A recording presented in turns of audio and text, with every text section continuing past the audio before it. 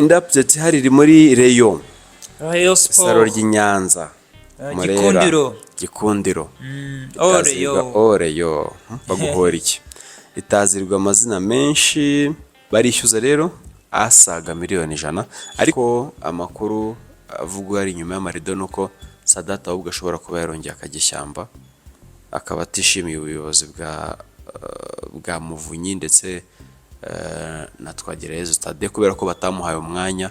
Okay, bivuga ko yaba arimo kwishyuza kuko atigeze abonamo ubuyobozi. Torsten Spitzler no mutoza watugaragaje ko ari umuhanga mu mateka y'Amavubi. Twagiye tugira abatoza bazi kudefanda, ugasanga Ivubi ntiryabona igitego kimwe ariko naryo ntiryakingizwa. Ni igitego mukagishaka mukibaza naho cyaturuka, ninde waherezwa umupira nawe akawuhereza undi ukagenda ukagira imbere mu izamu, ugasanga ahubwo turatsinda ibitego by'ama set pieces, bya bitego by'ama corneri. Biriya ni ibitego yo baba markage ba MB, urumva ushobora gutsinda igitego. Alright, turakomeje no ku Mavubi. Amavubi ngo bimeze bite? Ya Amavubi dufite inkuru itari nziza ku buyobozi bwa Minisiteri ya Siporo mu Rwanda ndetse no ku buyobozi bwa Federasiyo y'umupira w'amaguru mu Rwanda Ferwafa, kubera ko abatoza bungirije b'Amavubi bari kwishyuza agera kuri miliyoni 100. Ubwo tuvuze abatoza bungirije tuba tuvuze na bakit manager, tuba tuvuze nyine iriya bench yose iri kwishyuza arenga miliyoni 100 ko bamaze igihe bakora ariko badahembwa. None birababaje kuba shebuja mukuru we yarahembwaga ariko bo badahembwa. Byagenda bite kugira badahembwa buriya? Ukuntu byagenze, ubundi Minisiteri niyo ishinzwe ibikorwa byose by'ikipe y'igihugu y'Amavubi, yaba ingendo z'indege, amafaranga y'amahoteli, restauration, aho Amavubi hose agiye Minisiteri ya Siporo niyo igomba kwisharija Amavubi. Ariko byabaye nkaho ahubwo Ferwafa yagurizaga Minisiteri ya Siporo, ku buryo Ferwafa Minisiteri ya Siporo iyirimo amafaranga arenga miliyari 2.4 z'amanyarwanda Ferwafa yatanze mu myaka irenga 2 ku ikipe y'igihugu Amavubi. None se ubwo ni nko kuyiguriza. Umuntu yakwibaza nta budget bafite? Budget igomba kubihari kubera ko Minisiteri igira budget, kubera ko Minisiteri ni itunga amafederasiyo yose. Ariko Federasiyo y'umupira w'amaguru kubera ko hari amafaranga yakira aturuka muri FIFA no muri CAF n'ahandi mu baterankunga, bituma Federasiyo y'umupira w'amaguru mu Rwanda Ferwafa iba ifite amafaranga, reka mvuge ngo menshi, ni nk'ikigega Minisiteri yiboneye. Noneho haba hari ikintu igiye gukora Minisiteri kiri mu nshingano zayo, ubwo ni ku ikipe y'igihugu turi, nko guhemba cyangwa gukora nk'ingendo runaka, gutegura nk'urugendo rujya gukina amamatch runaka hanze y'igihugu cyangwa hano mu gihugu, ugasanga camp n'ibindi byose, amadepanse yose, ama expenses yose yishyuwe na Federasiyo y'umupira w'amaguru mu Rwanda. Ubundi ntabwo ari ibintu bikwiriye ko byagenda gutyo, kubera ko Federasiyo y'umupira w'amaguru mu Rwanda ntabwo ifite mu nshingano ikipe y'igihugu Amavubi. Ubwo rero ukuntu byagenze ari naho bibabaje. Tekereza ko Spitzler, umutoza mukuru uriya Mudage utarongerera amasezerano n'Amavubi, nyuma yo kugarukira ku muryango ashaka kugera muri ashaka gusubira muri CAN, ubwo u Rwanda rwari ko rusubiye muri CAN, bikanga ku munota wa nyuma. Match yatsinzwemo na Libya hano i Kigali, niyo yatsinzwemo na Benin muri Cote d'Ivoire, kubera ko Benin ntabwo yari yagira stade zuje standard za FIFA na CAF, ku buryo bituma bakirira muri Cote d'Ivoire. Izo match ebyiri yatsinzwe zatumye atakaza amahirwe menshi yo kuba yajya mu gikombe cya Afurika, bituma rero kubera n'uburyo yari yagoranye mu masezerano n'ibindi bibazo byari byabayeho, ariko haba harimo n'ibibera inyuma y'amarido tuba tutazi twebwe. Ibyo tumenya twebwe ni ibibera imbere y'amarido, ariko inyuma y'amarido twe ntabwo tubimenya. Haba harimo ibindi bibazo bitandukanye biba mu Minisiteri yacu. Ko Torsten Spitzler no mutoza watugaragaje ko ari umuhanga mu mateka y'Amavubi. Twagiye tugira abatoza bazi kudefanda, ugasanga Ivubi ntiryabona igitego kimwe ariko naryo ntiryakingizwa. ni igitego mukagishaka mukibaza naho cyaturuka, ninde waherezwa umupira nawe akawuhereza undi ukagenda ukagera imbere mu izamu, ugasanga ahubwo turatsinda ibitego by'ama set pieces, bya bitego by'amakorneri, biriya ni ibitego yo baba marikage baye mbi, urumva ushobora gutsinda igitego.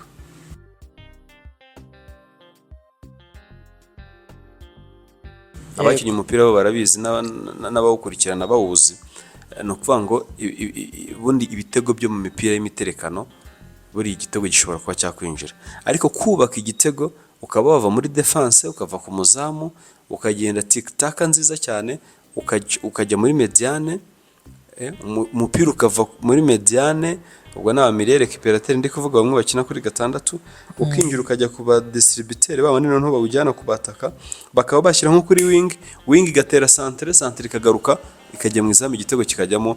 Ntago twaheruka kubona umutoza ukina umupira umeze gutyo mu Rwanda, wubaka umupira mwiza uryoheye ijisho, hahandi abantu bose bari basigaye bajya kuri stade bumva bafitemo icyizere cyo kuvuga uti birashoboka noneho ko Amavubi ashobora gutsinda iyi match, birashoboka ko Amavubi noneho ashobora kwitwara neza kuri iyi match.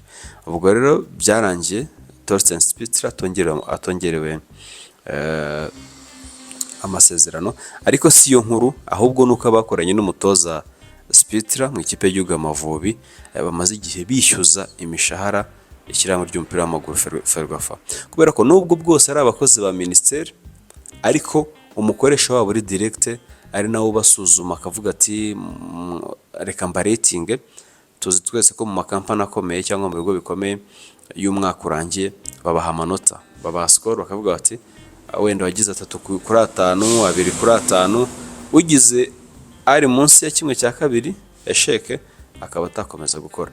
Umukoresha wabo rero ubaretinga basaba umusaruro mu buryo buri direct, umutekinisiye nyine uzi by'umupira ni federation n'undi w'umupira w'amaguru, ariko ugomba kubakoresha mu by'umushahara ka Cypriane mu gihe ka Sona ni Ministeri ya Sport. Ubwo rero bari kwishyuza kuko berishyuza Ferwafa nk'umukoresha wabo uri direct, ariko federation nayo ikavuga ko ari amafaranga ministeri itarayiha bitewe n'ingengo y'imari n'ibindi byose bavuga biba bitaraboneka. Ubwo rero barishyuzwa arenga miliyoni 100 nkuko tubikesha abagenzi bacu bo kuri BNP Sport bashe gukora iyi nkuru. Ubwo rero mu bishyuza twababwira ko mu bishyuza harimo umutoza Jimmy Mulisa, yari mu bungiriza ba Spitzler, niwe wasigaranye ikipe ya Chan. Baramwambuye, ntago ari ukumwambura no gutinda kwishyurwa, ntago igihugu cyambura. Tukaba dukoresheje imvugo itariho kaomo, ariko imvugo iri professionnel nuko batinze kumwishyura nubwo bidakwiriye ku ikipe y'igihugu. Ubwo rero abo bishyuza twavugaga harimo Jimmy Mulisa, harimo Yves Rwasamanzi umutoza nawe wari wungirije Spitzler, hakabamo Rujugiro ni kit manager, akaba n'umufana wisiga amarangi wa APR, hakaza Mugabo Alex umutoza w'abazamu, ndetse na team manager nawe arishyuza. Ubwo rero abo bose bishyuza barishyuza amafaranga arenga miliyoni 100 z'amanyarwanda y'imishahara yabo y'igihe gishize, ndetse n'aba bagiye muri Chan babasha kugera ku mukino w'ejo bundi basezerera ikipe yo muri South Sudan, ariko ntibakomeze ngo bagere mu mikino ya nyuma ya Chan izabera mu Bugande bufatanyije na Tanzania ndetse na Kenya, kugira ngo hitegurwe igikombe cya CAN cya 2027. Ni Chan yabaye iza nko gusuzuma kugira ngo barebe niba ibikorwa remezo n'ibindi bikenewe wenda byarabashe kugerwaho n'ikigiro bagezeho bitegura CAN izahabera 2027. Nabwo rero u Rwanda rwagarukiye ku muryango, habaye ikibazo cyuko ayo makipe 3 yose azakira ari mu karere ka Sekafa yose yabonye itike y'ubuntu, reka nyitwa gutyo, yo kwakira. Ni itike yo kwakira batagiye guhatanira. Ibyo rero bituma Sudani ariyo yatsinze match zayo ebyiri, itsinda Ethiopia ari ibasha kwikarifiya. Noneho bituma Amavubi yo yari yatsinzwe match ya mbere muri Sudani, ariko igeze hano mu Rwanda ibasha gutsinda ni nkaho yasezeye ku kinyo cy'ibitego byo away goal. Hano muri Afrika biracyakora, mu marushanwa y'u Burayi n'ahandi niho bitagikora, ariko muri Afrika twebwe biracyakora ibya away goal. Cya gitego cyo hanze batsinze kiracyagira agaciro. Barishyuza rero asaga miliyoni 100, ariko federation bagenzi bacu muri BNB dukesha inkuru bagerageje kubaza muri federasiyo bababwira ko barishyurwa bitarenze iki cyumweru. Byaba byiza rero kiko cyaba ari igisebo ku gihugu muri rusange ndetse no ku Rwanda muri rusange kuba twajyamo imyenda y'abatoza bakoze akazi kabo, bakoze ibyo bari bashoboye mu bumenyi bari bafite. Ubwo rero niyo nkuru twaba tuvuze ku Mavubi. Inkuru nziza irimo ni uko bazishyurwa kandi bikaba byavuzwe, ubwo igisigaye ni uko icyari imvugo cyashyirwa mu bikorwa. Ubwo ngubwo babuze nakwishyura batubwa tugakora fundraising kuko ni abacu. Ahubwo ubwo arya mu byita ngo GoFundMe, twakora GoFundMe.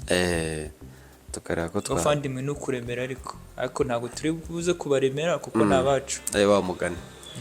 Ubwo byo yaba ari fundraising no gukusanya aho twakura aho amafaranga yava cyangwa no kugira ngo abatoza twakora ibimeze nk'agaciro. Iyo niyo update yari mu Mavubi. Indi update iri mu Rwanda ni uko umutoza Seninga Innocent yongeye kuramutswa ikipe ya Etincelle agasinya amasezerano y'amezi 6 arangizanya n'iyi sezo ya 2024-2025. Ni ikipe agiyemo ku nshuro ya gatatu niba ntibeshye. Yaherukagamo muri 2019 akaza kuyivamo. Yari amaze amezi 4 rero mu ikipe muri Djibouti ifite izina rigoye ntari kubasha kusoma neza. Yari ahamaze amezi 4 ariko kubera ibibazo by'ubukungu byabaye muri iyo kipe baratandukanye. Ubwo rero mu kugaruka yahise abona akazi mu ikipe ya Etincelle. Yari yaravuze ku mutoza w'umurundi wari uri kwitoza mu minsi yashize w'umuhanga rwose, ngo yagiye atatse uruhushya agata akazi agasubira i Burundi. Ubwo rero bari bakeneye umutoza kugira ngo batangire ishampiyona, icyiciro cya kabiri cya shampiyona bafite umutoza. Seninga Innocent umutoza ukomeye cyane mu Rwanda ko namwe mu batoza bavuga ko bakina style y'abaportige. Ubwo rero twamwifuriza guhirwa mu ikipe ya Etincelle mu mirimo mishya yaramukijwe, ariko akaba ari umwe mu batoza buriya bafite service nk'ayiremereye ko yarangije muri Kiye mu ishami rya siporo, akomeza iby'ubutoza ajya no kubyimenyereza mu Budage. Afite impapuro rwose ziremereye zimwemerera gutoza mu Rwanda ndetse no muri akarere, ariko birababaje kuba mu minsi yashize imyitwarire mibi ye ariyo yatumaga atabona ikipe cyangwa atamara kabiri mu ikipe. Ariko amakuru twaherukaga ubwo yari ari mu Rwanda nuko Kamanyinya rero akagabanyije kugira ngo arebe ko ibintu byo gutoza byakongera bikagaruka neza ku murongo. Ariko tuvugishije ukuri ni umwe mu batoza beza b'abahanga utoza ibintu bigaragara ureba ukavuga uti ibi bintu rwose ni byiza muri ya style y'abapolitike avuga ko atozamo. Iyo n'indi update yari hari ubwo akiri nk'umwanya wambwira nkabaguhinda update hari mu Rwanda. Indi update hari iri muri Rayon Saro ry'Inyanza Gikundiro Oreyo baguhora iki itazirwa amazina menshi. Habaye inteko rusange idasanzwe kugira ngo buzuze ubuyobozi kubera ko itegeko rishya rya RGB rigenga imiryango itari iya leta ryateganyaga ko rwa rwego rwitwa Supreme rwa Rayon Sport ahubwo rusimburwa n'urwego rw'ubutegetsi n'ubundi ariko rwakomejwe kuyoborwa na Muvunyi. Ariko mu mpinduka mu miyoborere ya Rayon Sport nuko umuyobozi w'urwo rwego rw'imiyoborere rukuru rwa Rayon Sport Paul Muvunyi yatangaje ko Rayon Sport ikeneye nibura abantu 500 kugira ngo ikigo cyayo cy'ubucuruzi Rayon Sport Limited itangire.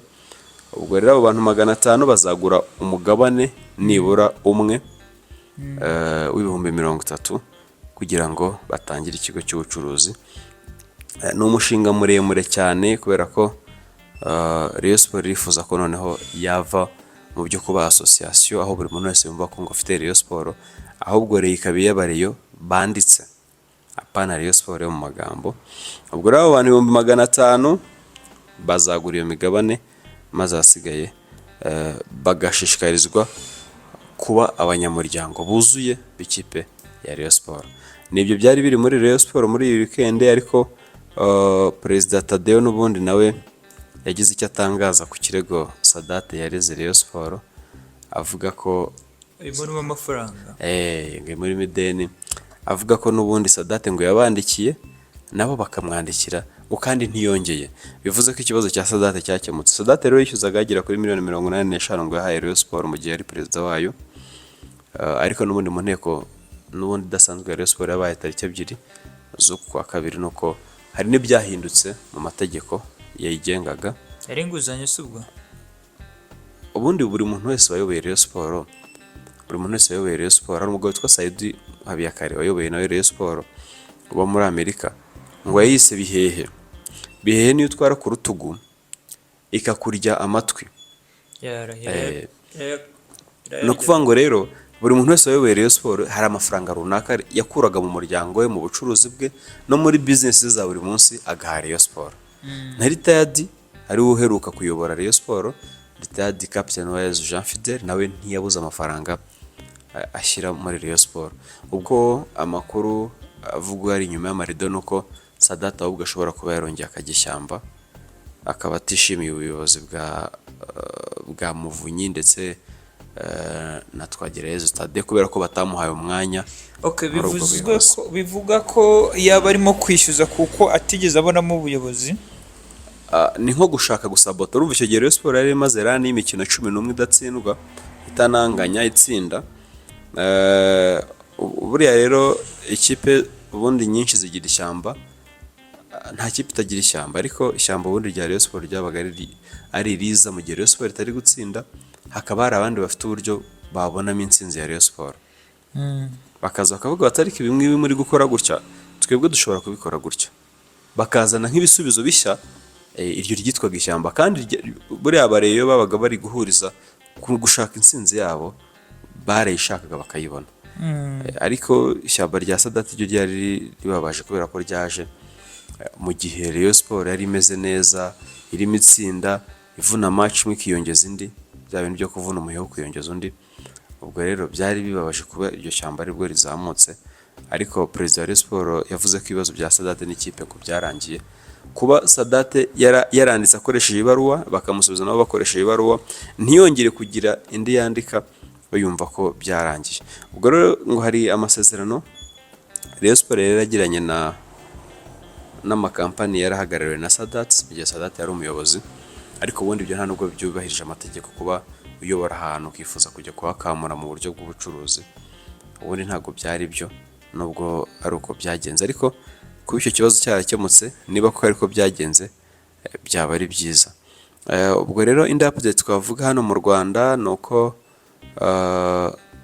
shampiyona iragaruka, amakipe atandukanye atangira shampiyona agaragaza n'abakinnyi bayo bashya. Ubwo rero umukinnyi Lag Byiringiro Lag wavuze ko atigeze ngo yifuzwa na Rayon Sport muri interview yatangaje amaze kuyitsinda, ariko bikanga APR n'ubundi nawe ikamurangiza. Yaririmbiwe indirimbo umugore we, niyo update yari hari, ngamushimira cyane. Ubundi Lag koko reka babivuga ko ngo nawe nkuko yabyivugiye ngo bari bagiye ngo kwakira ngo umunyamakuru kuruta ko ari umukinnyi. Ariko Lag arashaka gukora show business cyane kuruta gukina umupira w'amaguru. Rero ushobora kuwucuruza, yego iryo zino ufite rikaba ryagufasha mu bindi, ariko umupira w'amaguru ntabwo uzamo ibintu byo gutwika, ibintu byo guterana amagambo. Ikipe niba yaragushatse wenda mu kibuga warayitsinze koko, ariko se muri retour nabo match mufitanye nabwo uzayitsinda. Aho gushaka content ariko none urumva atari n'umuhanzi. Ibyo rero nibyo banavugaga bati, bamwe mu bafana ba Rayon Sport bavuga ati nubwo mugiye kugura Lag mushaka nko kubabaza mukeba kubera ko ari umwana wakuriye muri APR, ariko Lag si umukinnyi, kereka niba aje kuba umunyamakuru, aje muri departement ya Wasiri ndetse na Ngabo Robeni, abavugizi ba Rayon Sport, niba aje kuyivugira, kubera ko hari benshi bavuga ko we n'umunyamakuru twanta biganiro n'abandi bakinnyi ujya wita kwa kundi muri ya mazina aho bitamo ntajya mvuga, bameze nka bya bintu nyine byapfubye. Hari ukuntu ujya ubita gutyo, ngo bararaga ku ma Instagram, barara bakora ama live n'ibindi. Ubwo rero bamwe mu bafana ba Rayon Sport ntabwo bari bishimiye iyo transfer, kubera ko bavuga ko uwo muntu ataje gukina ahubwo aje kurara nawe atwikira Rayon Sport. Gusa byagaragaye ko akirimo kuri match yakinnyemo na Rayon Sport akanahesha Kadim Diaye ikarita y'umutuku, arimo asa nk'umushotora Kadim Diaye akagira reaction akaba overreacted bigatuma abona ikarita y'umutuku. Byagaragaye ko Raga akirimo, aracyagerageza aracyatera umupira. Gusa kubifatanya ukumva ko wajya no mu muziki, barashobora gusohora indirimbo imwe bikaba nk'ibya wa muhanzi wagiye mu Bugande wasohoye indirimbo imwe yamenyekana yaba mega hit, byo gukora ibiganiro bya YouTube akaba biretse, yabona abandi mu muziki bitari kuvamo neza kandi abandi kuri YouTube baranshennye bari kubona amafaranga, agatangira akabigiriramo ishaza.